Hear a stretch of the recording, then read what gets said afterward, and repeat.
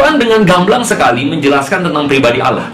Di dalam surah 112 ayat yang ketiga, yakni surah Al-Ikhlas, di situ dikatakan Dia Allah, Dia tidak beranak dan juga tidak diperanakan. Islam menyangkal akan adanya Allah yang menjelma menjadi manusia. Bahkan di dalam kekristenan, Alkitab dengan jelas sekali menjelaskan kepada kita bahwa Allah itu menjelma menjadi manusia.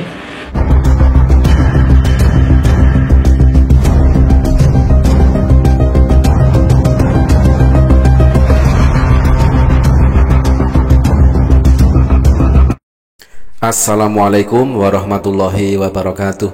Sahabat beriman, berjumpa kembali di Bintang Mu'alaf Channel. Mudah-mudahan kita semua selalu sehat walafiat di dalam lindungan Allah Subhanahu wa ta'ala, dideraskan rezekinya dan juga dimudahkan segala urusannya. Kesempatan kali ini kita akan menanggapi sebuah video dari Pendeta Andre Tunggal yang penuh dengan asumsi, dan dia di sini kembali menyangkal ayat yang tertulis di dalam Bibelnya sendiri. Topik yang dibahas kali ini adalah, benarkah umat Islam dan umat Kristen menyembah Tuhan yang sama, menyembah Allah yang sama? Oke, mari kita simak terlebih dahulu videonya. Nah, kita kembali kepada sebuah pertanyaan yang paling hakiki saya rasa. Apakah betul Allah yang disembah oleh umat Muslim dan juga umat Kristiani adalah Allah yang sama? Apakah betul bahwa Allah yang diajarkan oleh Al-Quran maupun Allah yang diajarkan oleh Alkitab adalah Allah yang sama? Nah, oleh karena itu saya mengajak setiap kita untuk melakukan sebuah pendekatan sederhana sebagai dasar nalar kita untuk menelaah hal ini. Teman-teman, saya mau mulai dengan dua premis.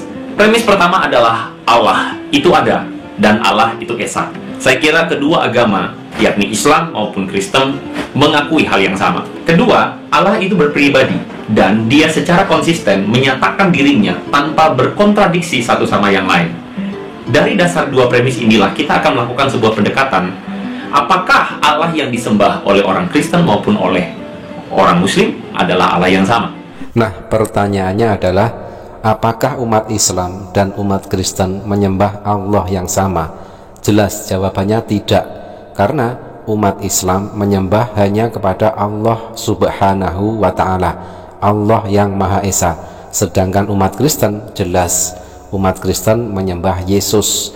Tetapi ketika kita komparasi, apakah Tuhan yang disembah oleh umat Islam dengan Tuhan yang disembah oleh Yesus adalah Tuhan yang sama? Kita bisa menjawab, betul. Umat Islam menyembah Allah, Yesus menyembah Allah.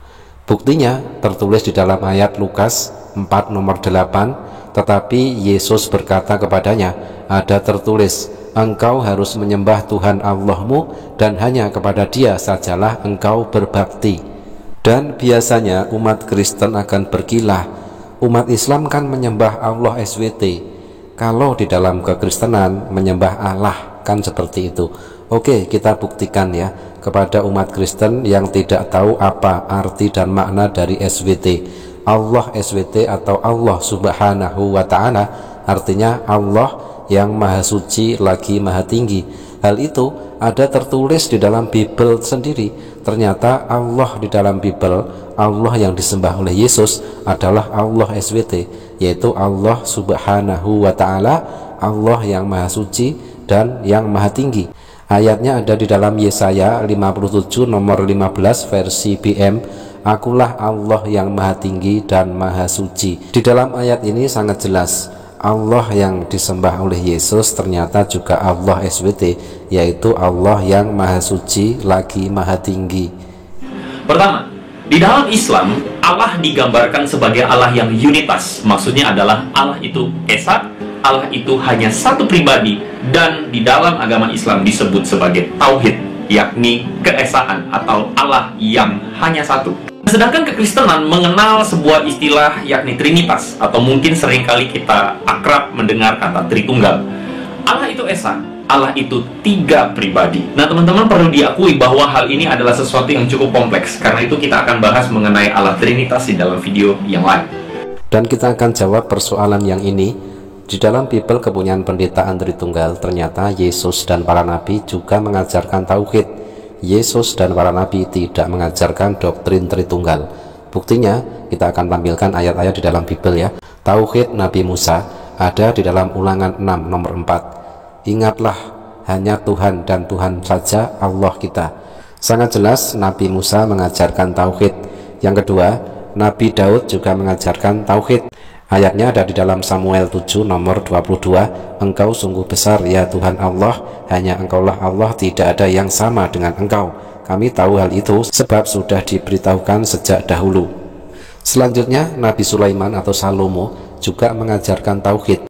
Ada di dalam Raja-Raja 8 nomor 23. Nah, Nabi Yesaya juga mengajarkan tauhid, tertulis di dalam Yesaya 43 nomor 10, Yesaya 44 nomor 6, Yesaya 45 nomor 5 dan 6. Dan selanjutnya, nah inilah intinya ya, ternyata Yesus yang disembah oleh pendeta Andri Tunggal itu juga mengajarkan tauhid.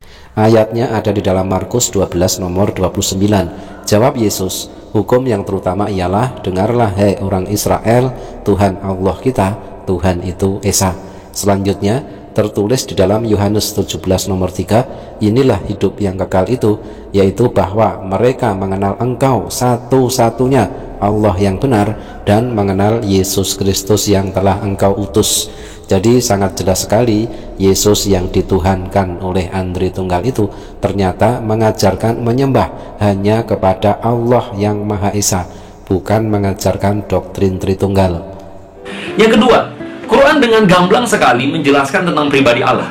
Di dalam surah 112 ayat yang ketiga, yakni surah Al-Ikhlas, di situ dikatakan Dia Allah, Dia tidak beranak dan juga tidak diperanakan. Konteks dari surah ini adalah jawaban sang Nabi terhadap orang-orang dari agama Kristen, bahkan dikatakan Yahudi juga, yang mempertanyakan tentang pribadi Allah, tentang ketuhanan Yesus. Dengan kata lain, Islam menyangkal akan adanya Allah yang menjelma menjadi manusia. Kan di dalam kekristenan, Alkitab dengan jelas sekali menjelaskan kepada kita bahwa Allah itu menjelma menjadi manusia.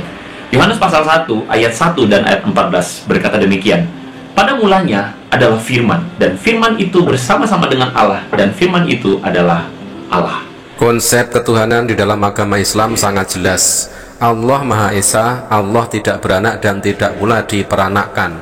Dan di sini kembali pendeta Andri Tunggal berkilah, tetapi pada dasarnya pendeta ini menyangkal ayat di dalam Bibelnya sendiri. Ketika pendeta Andri Tunggal beralasan kalau di dalam Kristen itu Allah menjelma menjadi manusia, sangat jelas itu menyangkal ayat yang tertulis di dalam Bibelnya sendiri. Di dalam Bilangan 23 nomor 19, Allah bukanlah manusia sehingga ia berdusta, bukan anak manusia sehingga ia menyesal. Masakan ia berfirman dan tidak melakukannya, atau berbicara dan tidak menepatinya. Jadi doktrin Allah menjelma menjadi manusia itu bertentangan dengan ayat Bibel kepunyaan pendeta Andri Tunggal sendiri. Terbukti sekali lagi pendeta Andri Tunggal menyangkal ayat yang tertulis di dalam Bibelnya sendiri. Dan imbas dari asumsi dan cocokmologi pendeta Andri Tunggal membuat umat Kristen yang waras, umat Kristen yang mempergunakan logika dan akal sehatnya pasti akan bersyahadat. Bismillah, Bismillah, Bismillah, Ar-Rahman, Ar-Rahman, Ar-Rahman, Ar-Rahman, Ar-Rahim, Ar-Rahim. Ashhadu, Ashhadu, Allah, Allah, ilaha, ilaha, illallah, illallah, wa ashhadu, wa ashhadu, wa ashhadu, wa ashhadu, anna, Muhammad, Rasulullah. Okay. I bear witness that there is no God, except Allah, and I testify that Muhammad is the messenger of Allah.